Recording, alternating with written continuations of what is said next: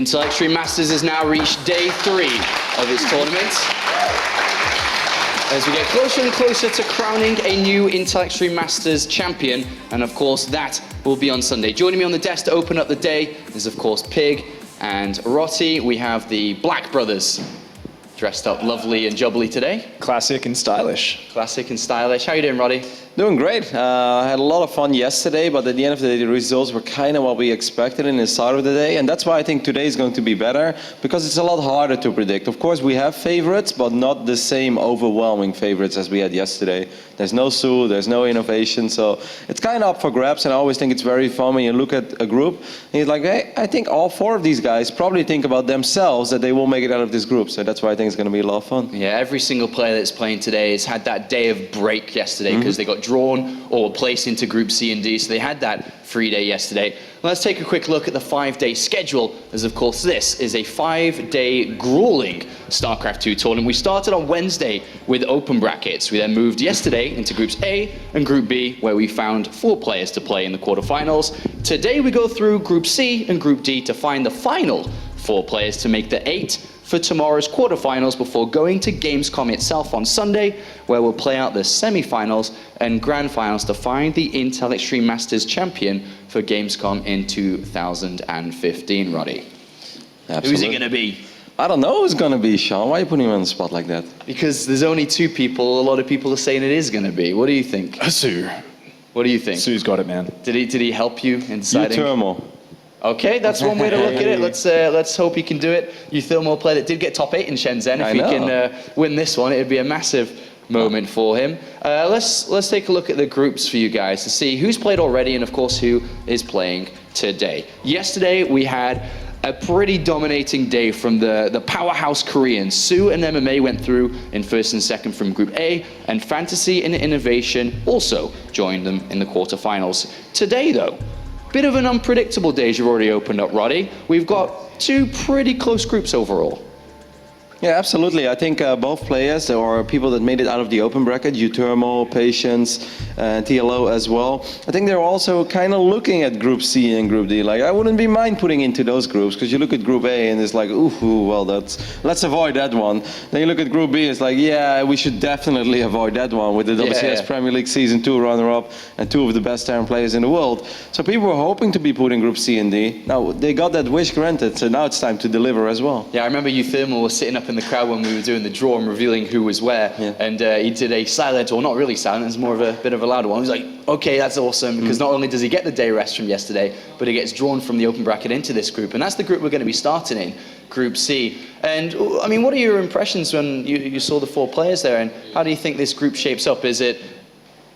Which way would you think it's going to go? Group C is really funky. It's one of these, what I like to think of as kind of a bizarro world group. So you see players from different realms of StarCraft who don't play each other a lot. And obviously we're researching for the match. And we're like, some of these guys have got to played each other before, right? And I think there was actually no matchups between any of the players in this group ever recorded in professional StarCraft. Now, obviously some of them have played on ladder a little bit, but it gives this sort of mystery to how are these players going to interact. They don't have that tournament experience against each other. And then you've got players like State, who's this real enigma. He's been over there in Korea practicing really hard. You've got uThermal, who's obviously on the rise. And 4GG, you know, he's always there. He's always performing well. Yeah, you've got to look at 4GG within Group C here to be definitely a favorite for a top 2 advancement. And then the 3 players here, State, of course, qualified through the North American qualifiers to be here today. Lambo, surprisingly, comes as a bit of a different type into Intel Extreme Masters because he won the EPS Meisterschaft. He comes seeded into this tournament and was drawn into Group C, and then of course uThermal through the open bracket.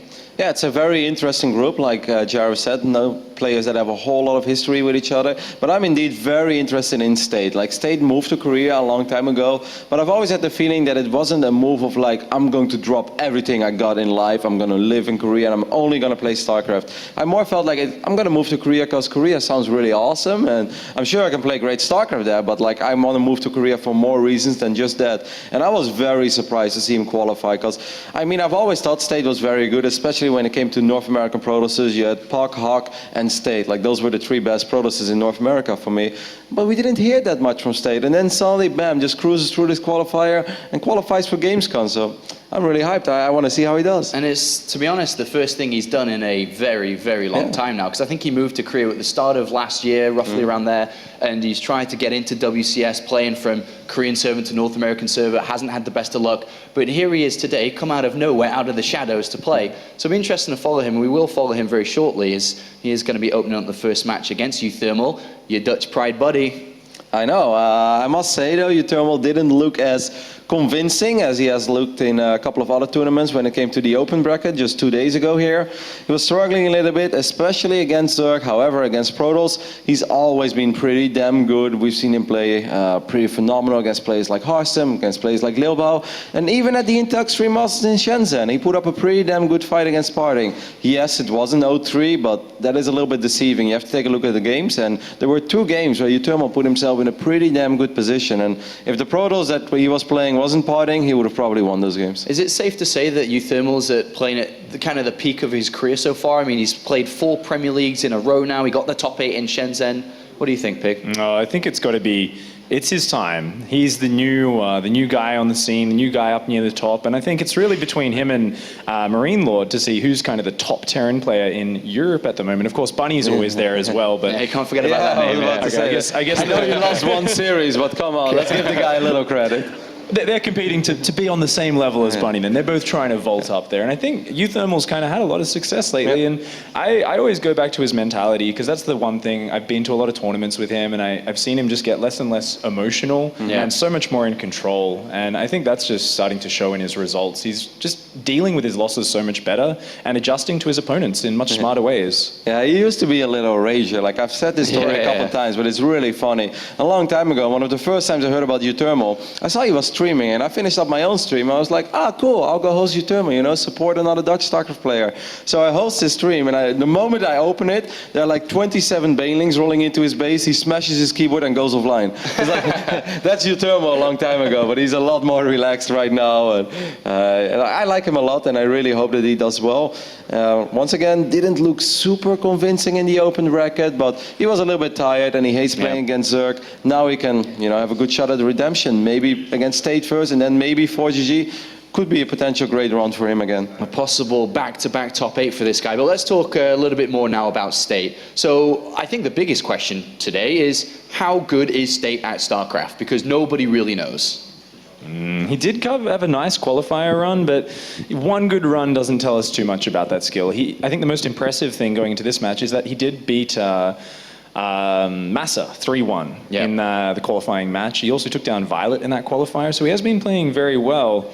But if you look back a few months before that, a lot of the WCS qualifiers, a lot of losses, 0-2s to Terran players, and not very well-known Terran players either. Now, that might come down to latency. He might have some issues connecting cross-server, but here on LAN is his chance to dispel that. I do think it's always so hard to look into results like that. You're playing from Korea often at awful times as well, in the middle of the night or extremely early, and then suddenly you're playing with latency as well. And we all know, like, some people think that, you know, Protoss, it's just a move. I actually think Protoss is very difficult to play with latency, because one mine shot, you know, you just pull your probes a little bit too late, and it completely changes the game. It's not even fair anymore, because if you would have had a better ping, you would have been able to deal with that, and then you just play out a completely different game of StarCraft 2. So how good is he at the moment? I really don't know, but what I do know is that State's always been very good late game. Like, I've loved watching his stream. He has a really cool stream. I used to do some commentating as well. And if he gets up to like maxed out Protoss armies, he's very smart when it comes to positioning and using multiple spells. You know, Time Warp, Guardian Shield, Force Field Storm,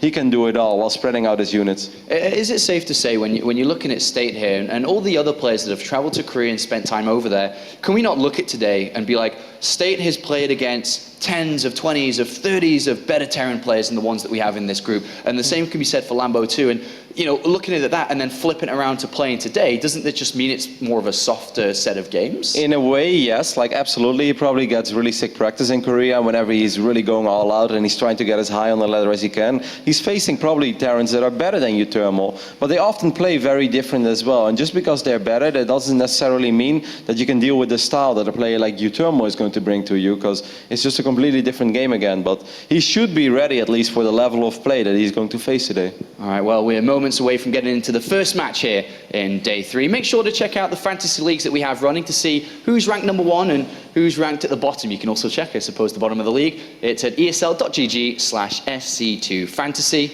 Roddy, you're looking at me. Yeah, what are you looking at me for? I actually checked these rankings myself, and Sean Clark was at the top, pretty low. Well, some guy has clearly registered as my name and has put the incorrect results in to drag my name down. Okay. But we know that I've been hitting the results back and forth throughout the weekend. All right, so who's going to win this first series of the day, Shani? Well, Roddy, I don't want to spoil it because there's no point people watching if I already know the result, is there? Fine. It's time to go to the commentary team for the first match. And of course, it's going to be State versus uThermal to see who's going to the winners match.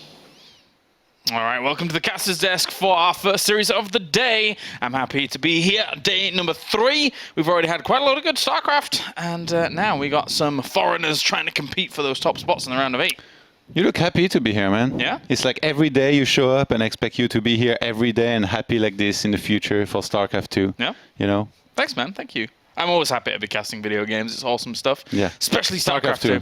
Especially StarCraft 2. In particular, right? We do love it. We do love it. And we've got some great players for you today, obviously. With, not only do we have uThermal and State here trying to rival and move into that top 8, we at least guarantee ourselves a non-Korean here in this group with Lambo, the Meisterschaft champion. I cannot wait to continue saying that today. Yeah, how many times are you going to say it in this series? I'll count. Only you know.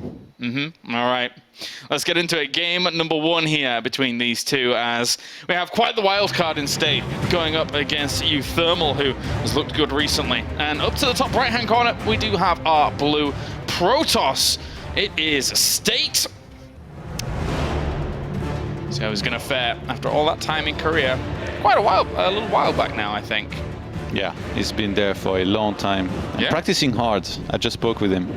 All right, and up to the top left-hand corner, we have our red Terran. Representing AC Gaming, it is uThermal, who has looked good so far in the European scene. Doing himself proud, doing the Netherlands proud for Rotterdam.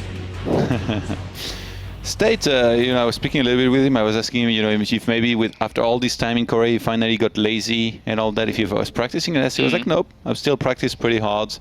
And versus Terran, he feels, decently confident, it seemed like. I don't think I've ever heard the Protoss be super confident in a matchup. So it's going to be interesting to see what exactly he can bring us here straight from the Korean ladder, KLRs, because he went through a pretty tough American qualifier here to qualify for this tournament. He beat guys like Violet, Massa.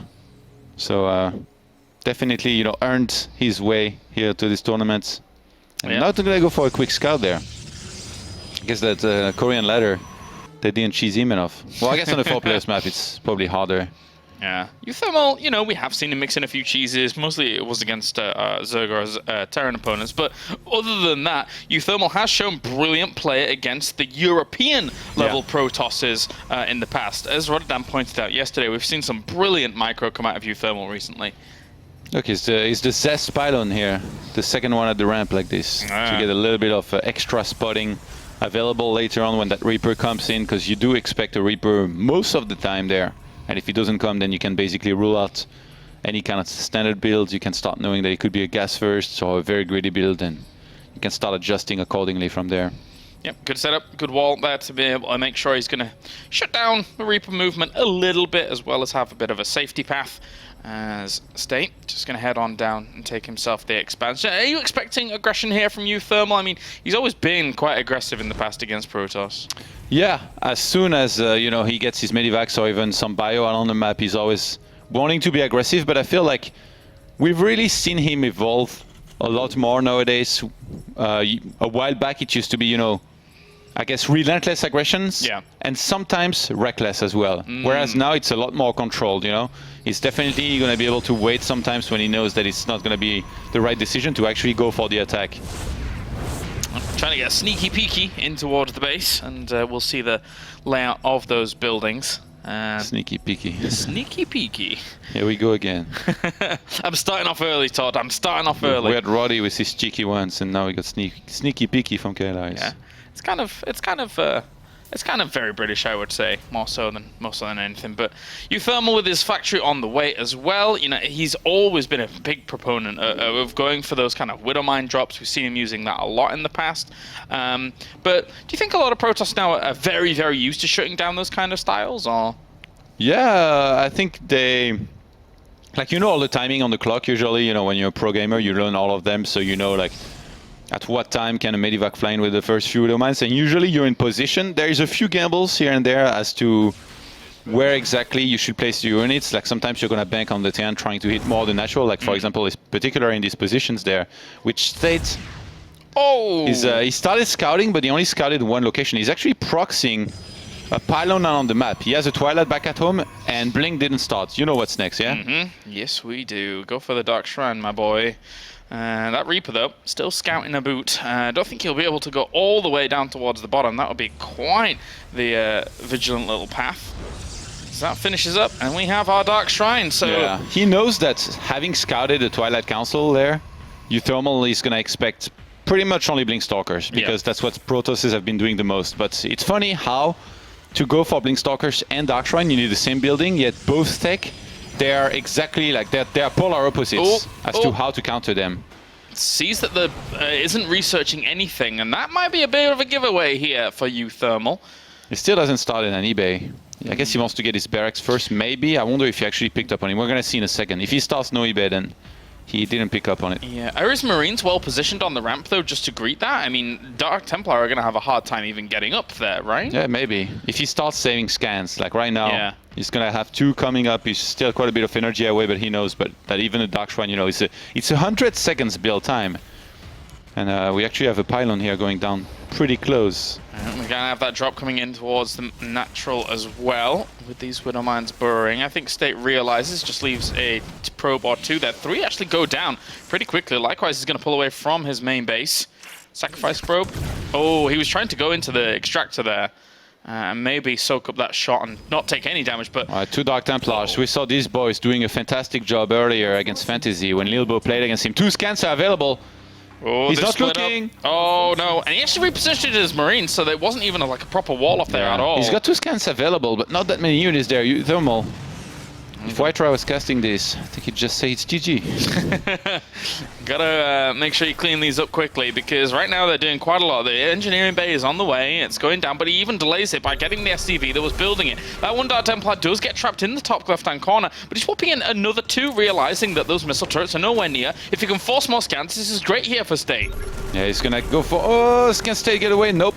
Oh, that sneaky guy, look at him. The Widow Mine didn't shoot on that other DT.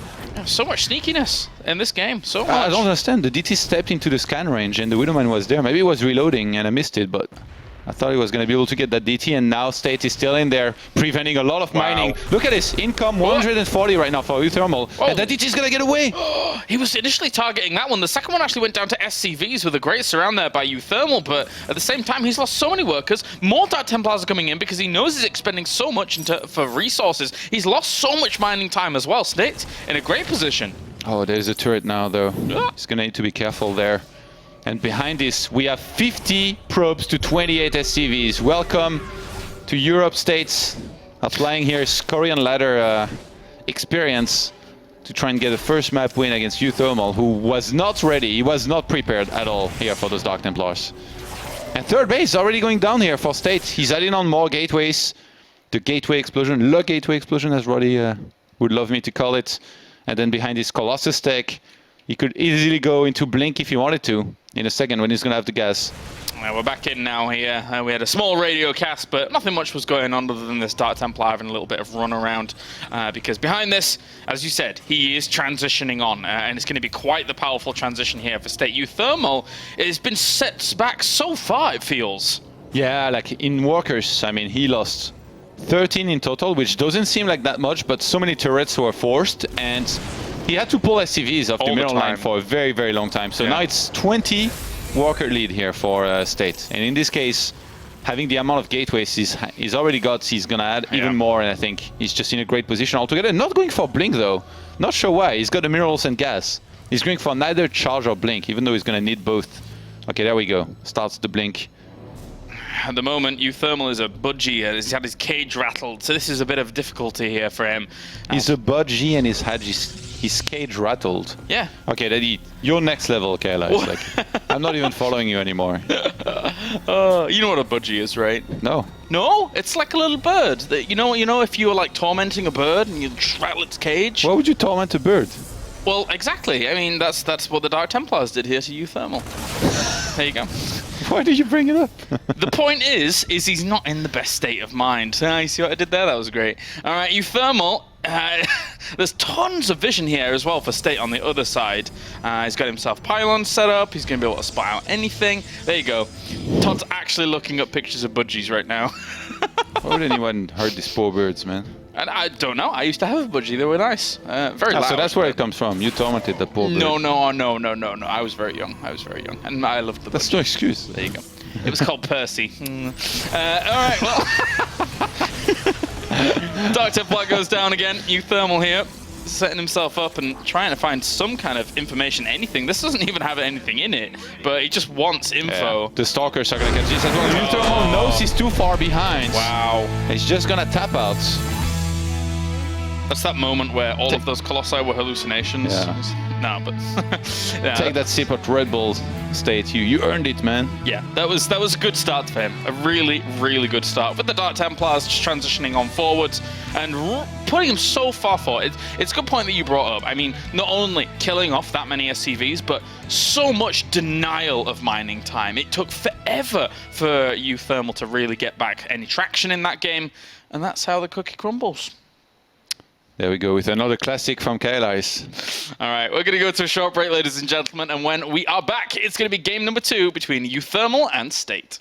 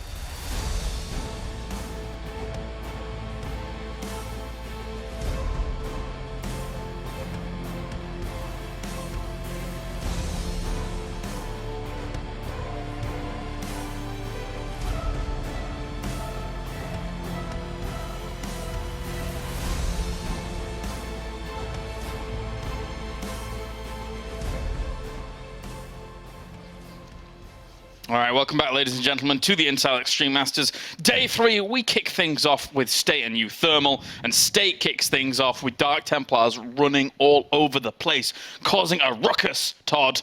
A ruckus. I know that word. You're good. Okay, good. I'm glad you know that. Try though.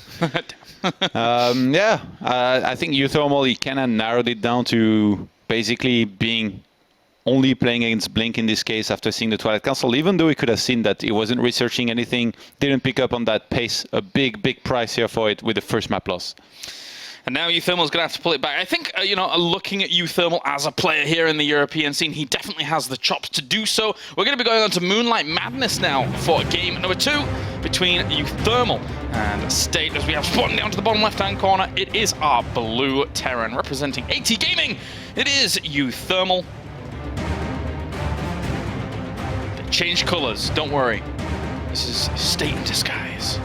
And up to the top right-hand corner, we have our red Protoss.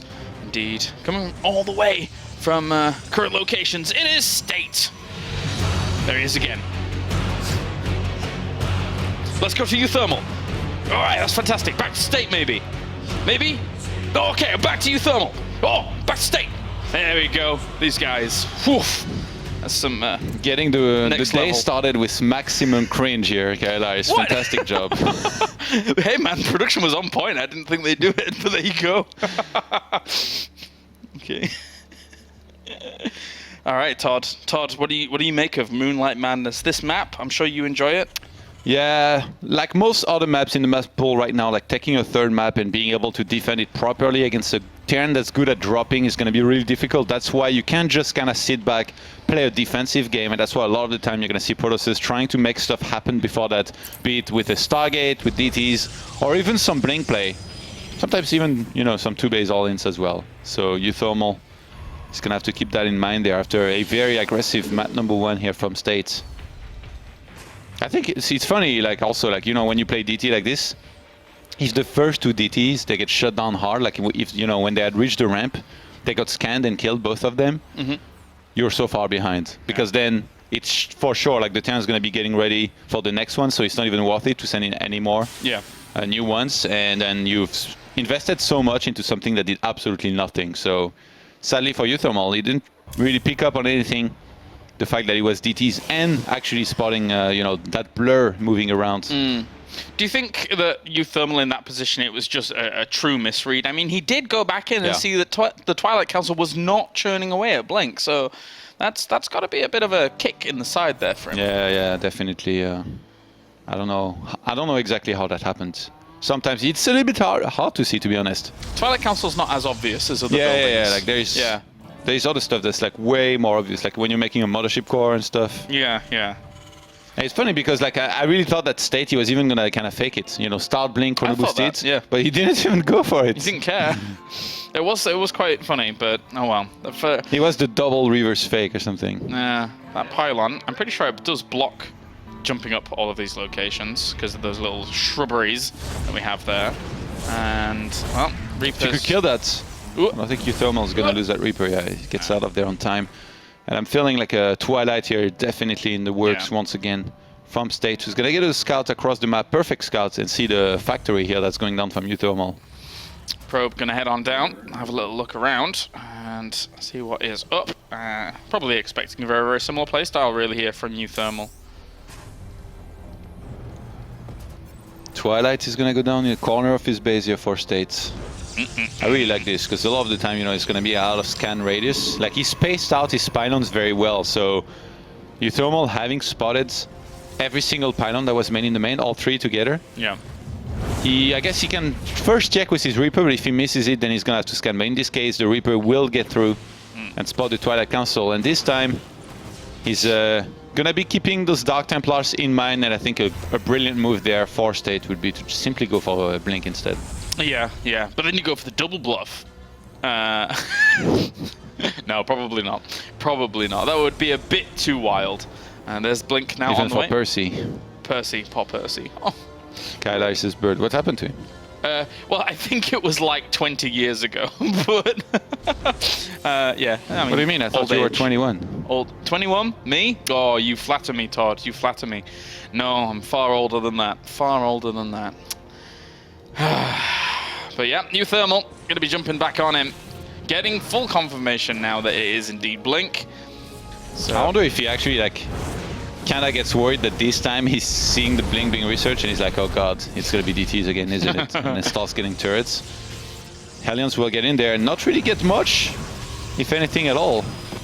So far, really not much has been killed. One single probe has failed for 1 Reaper and 2 Hellions. I take that any day of the week. The Hellion pathing there and trajectory made me think that he was worried that the Blink was being faked to then try and fully confirm that it wasn't deep Blink. So he got in there and did confirm that that was the case. But that's what cost, Kylars. Well, at the cost of everything being spotted by the looks of things, he already sees the medevac over coming towards the site because that can see this probe. So good job, Probey. Yeah, 2 Widow Mines here will be the package to be delivered And there's not going to be a photon overcharge in the main. Actually, if uThermal was to go for it, he's going to go for the natural state, not getting his natural reached here with the Medivac. By a certain timing, he was like, well, it's probably going to be in the main, so he left with his stalkers, and the detonation will get 2 probes. Let's see what this one can do next to a... Oh, okay, so he's going to sacrifice one for it, not even trying to go for a simulator probe. Where are these Dawn observers when you need them? Don't know, man. This one just about to pop. Pop. And we'll try and help out for a little bit. That should be okay. Even Dark Shrine again. Did he throw down that Envision? I don't think so, right? That wasn't No. close enough.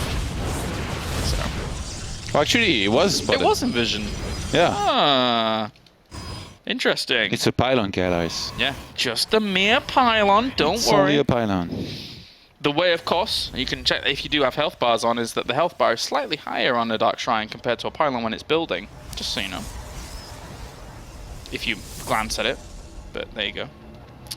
Having Blink Stalkers at the front as well, I think if he was to show them, it's going to convince uThermal even more that there is no DTs on the map. So he's got a turret actually in the main. I'm a little bit surprised that we didn't have a pylon on the other sides. Ooh, what's he? No, no, no! Can't do this. Don't, no, what did he ever do to you? Okay. He didn't get the SCV. No, exactly. It's like, Unforgivable. You better get that guy. It's like whipping a horse. Get him, get him! You're on fire, Kailash, today. Thanks, buddy. All right. The StarCraft passion is real with you. And gonna come back. Whoa, that was a bit cheeky. Thought he blinked forward. War Prism on the right-hand side, even though he could have just made a pylon there. If he could get that, is it? I think that's slightly in range of the missile turret vision. Oh, it's going to be really, really close there. But if he could get Stim... Oh, he's adding on another missile turret actually right next to that. So Dark Templar will walk in. Missile turret's going down right in front of it. I'm going to get the bunker at the front as well. So uThermal really being kept on his toes here by State. Gotta say, it's a really good showing from him. Oh, There is a turret in the natural, but the DT will get in there, get one SCV. Oh, that was a catastrophe for him. He lost those 2 Dark Templars so easily. He's Protoss, man. Well. I love it. Taking 2 Colossus behind this, what do you know? Gotta do what you gotta do when you're a Protoss. I really like this. State actually saw the turret in the main and then pulled back. Fully picking up that there was turrets, or one rather, in the natural. He's like, well, there's probably one in the main. I'm just gonna check rather than just send my DT in blindly like Todd style. And he just pulls back behind it and he's gonna be fine. Third base, he's gonna start there. And he actually went for a forge. Usually, like when you go for Dark Templars into Colossus, you kind of skip on the forge and upgrades, but he still went for it. That means that actually his army counts is going to be incredibly low. Right now it's 36 to 58. Soon, when uThermal moves out and starts applying pressure, he's going to have so much more to actually manage fights with. If he was to go for, you know, this kind of Maru style attack on the third base plus a drop on top of the army against Colossus, I think he's going to do great. Oh, that's going to be a really good kill. Really, really well done here. Control of the watchtowers every single time here by State has really given him great vision for when these medevacs have gone past, to the point where uThermal, it seems a little bit haphazard that he's flown them across all these watchtower visions every time without checking it. Yeah, I'm really surprised that he actually went for this, even without the watchtower. Like, you know that the Protoss has Blink already, it's probably at home. And the vision on the map, I have to say, by State is insane. He sees the entire middle of the map. He's got some pylons proxy. He sees so much. That's his vision. Look at this. He basically sees everything. Yeah, it's really good. It's good at the moment. This Warp Prism doesn't even get shut down by the Viking as well, so it will lay dormant and in effect later on, unless that Viking is going to try and hunt down. That army fear from uThermal is pretty massive, and 30C only started now, so he has invested a lot in this army here and needs to make something happen with it. 81 army supply to 54. uThermal needs to become a Dutch tiger. He needs to pounce on an opportunity if he sees one. But 3 Colossi against no Viking. Yeah, that's difficult. He can't really pounce at all. He's going to have to back on off and get himself a second starport because, oh boy, he's going to need it if he sees that many Colossi. You're obsessed with pouncing, man. Pounce like a cat. Meow. Does well. Does okay. DT is getting chased at the watchtower there. State he's on point with everything. I have to say, he's very impressive here already in this series. I think, you know, the first game, well, you know, he went DT, killed a lot, fine, but this game, absolute control the whole way here so far. And even though he's behind on supply, he's going to be catching up here real soon and very strongly. Already takes the assimilators on his third base, dropping down 5 more gateways. Templar Archives will probably follow very, very quickly. Just bring down those rocks up towards the top so that he can access that third base. Would be a nice little start. But he does drop a scan and sees that his opponent is aptly spread. Yeah, there's not that much there. If uThermal attacked into this army, I think he'd do quite well. It's very, very far apart from one another, the third base towards the natural as well. It is quite a long path that you're going to have to walk here for State to cover all of those locations. Oh, a Dark Templar is being sent into the third base there of uThermal. Hello. Who told you could mine? Nobody, man. Where are you going, Percy? Do you have a certificate for mining? I don't think so. You have permission to do that? Don't think so, but... Now he does. Yeah, now he does. The Marauders had something to say about that. Yeah, uThermal, as much as he'd like to be aggressive, has been on the defensive the entire game, and that's just because State has played brilliantly the whole way there. Even though his aggression didn't do much and was defended well in the end, he's forced uThermal into playing a very, very passive game. I think... Is he just gonna pull SCVs? Yeah, I think he might. Only one eBay. Only one eBay is getting +2 now. So even though he got the armory there, uThermal is only getting the attack upgrades. And usually with this, a lot of the time you're gonna drop down a Ghost Academy, go for 3 Ghosts and then pull SCVs. But in this case, I think there's a chance uThermal just wants to play very aggressive when he has enough Vikings and fight against the Colossus. I'm not sure whether or not he's gonna pull SCVs. Gravatic Boost is on the way, so giving his upgrade to the Observers, which is a bit of an interesting choice. Later on down the game, that There's could be some great, Zealots but... in his third base right now. They can do He quite needs a a bit. bunker there. Yeah, there's nothing to protect, and that's actually going to force the entire army back. This War Prism, having been undeterred by the Viking at the beginning, has really paid for itself. This is really encouraging uThermal to finally pull SCVs and go for an attack here, because Control. he's just getting stretched apart there, having to pull back every single time. Templar Archives is actually incredibly late in this game. Really, really nicely done there, and State will be able to allow Gravatic Boosters to finish up. Very rare that we end up seeing this actually researched, but it can be very good to actually track down medevac drops. The funny thing about that is you can actually right-click on a medevac with an observer like this, and even if it does boost away, it still keeps up and then catches up later on. So it's something that's very rarely used. Yeah, it's pretty good. Yeah. But maybe he should have made that after he maxed out, because right now State is starting a 4th base, and even though he has a scary army in terms of Colossus, uThermal is maxed out. If he has to take a very good fight there and crushes this Protoss army, then you could just counter across the map and do really well. Right now he's waiting for his upgrades to kick in. State's actually going to use that position there, fully knowing that uThermal is out of position to attack. And he can even recall behind his Zealots coming in into the third base with the War Prism as well. Potentially great move here for State, looking to really power on against the uThermal here. Going to bring down this command center very, very quickly. He knows the army's encroaching on this territory behind and will just recall out, whilst he's also done some good damage in the third base. 24 workers have gone down. Can he get these units? Oh, doesn't manage to get the harassment down in towards the main, but it's already done a lot. Yeah. Really well played by State. And behind this, he's dropping down more and more gates. He's stacking into Storm. That 4th base is going to finish in a second. He's going to start to cannon up every single base, leave High Templars everywhere. He's just damaged the economy of uThermal enough that uThermal, there is no chance he's going to be taking 4 Ghosts here anytime soon. So State takes a great option here on the victory in that map number 2 with this move, I think, because as soon as Storm completes, man, when there is no Ghosts, it's just infinite fun. He's the utility Protoss, man. Gravatic Drive on the way now for these Warp Prisms, if he actually adds on more into his composition. How many Colossi are we at the moment here? 6 against 18 Vikings. Is it just do or die here now for uThermal? He has to make something happen. He has to make something happen, but there's just already, I think, too many High Templars with Storm available. It's going to be so hard. He needs the fight of a lifetime there, of a century. Going to bring his entire force forwards. The Vikings are going to separate themselves up. They need to separate themselves up against the kind of storms that we're going to see here. uThermal on the ropes at the moment. State swinging like an Australian kangaroo to try and shut this down. As we will see those storms come in once again, ripping apart a lot of this bio. The Vikings are trying to do what they can at the back, but I mean, before they're even done, the Colossi are still going to be able to tear away a lot of the bio, and he's warping in even more units on the ground to be able to support the State with a supply advantage. The majority of the Colossi have fallen. uThermal. He traded pretty well, but Protoss has quite a few leftovers. State is warping right into the fight. The Photon Overcharge still shooting here at those units. It's got to be super cost efficient here with the remaining army that uThermal has at the moment. The upgrade's not even looking too amazing on both sides. Oh, there you go. GG. State is able to take the series 2-0. And, well, what a start to his campaign here in this group. A lot of people were doubting him, but that series there, strong against uThermal. That was the strongest State I think I've ever seen. Yeah.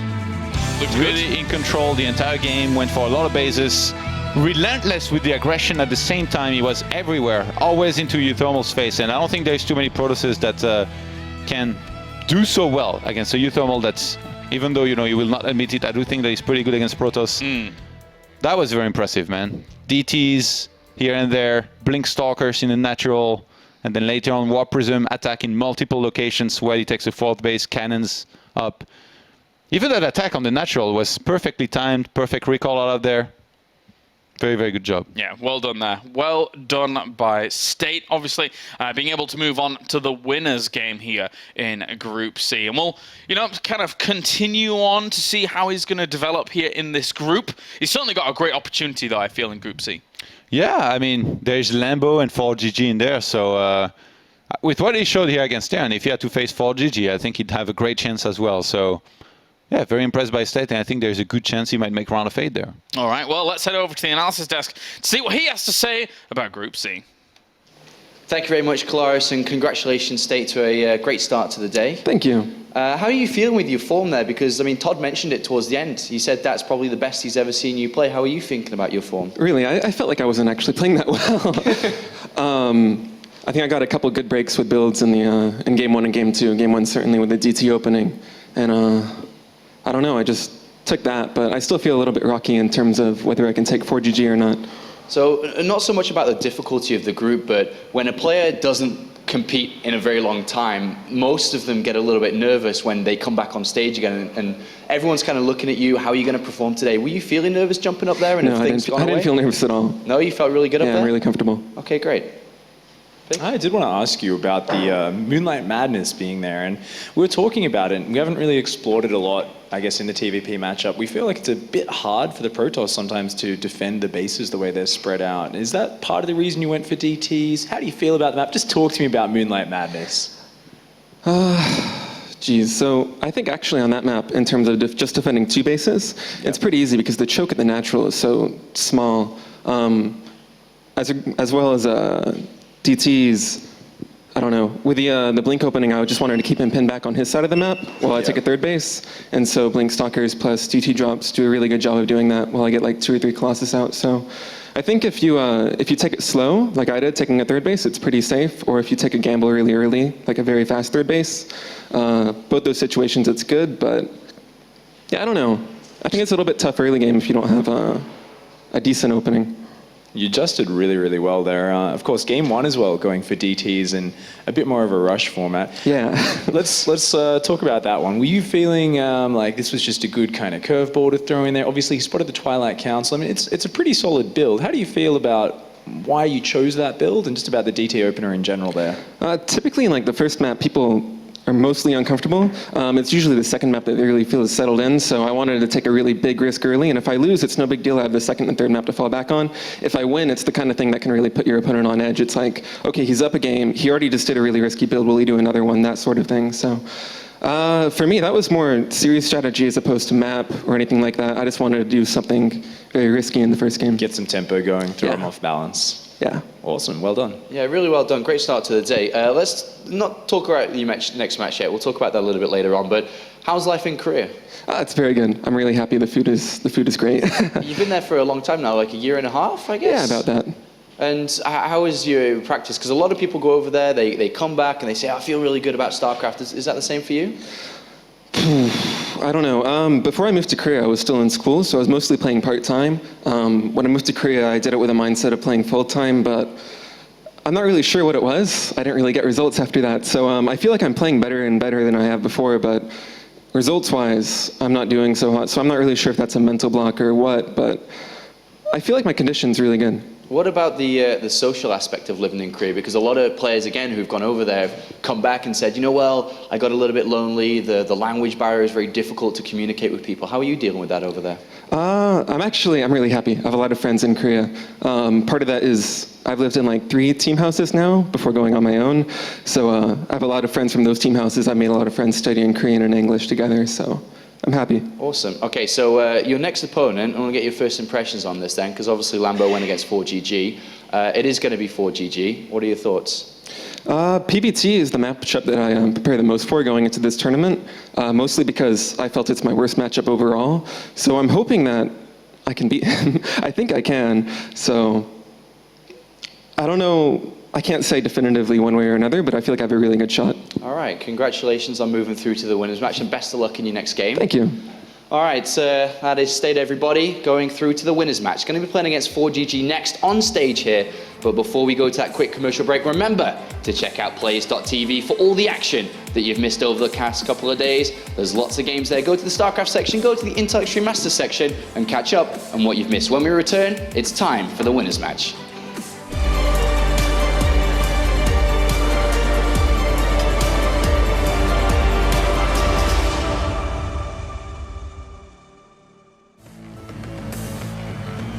Yeah, right. Last man standing. P250 out, jumping and shooting against one more kill.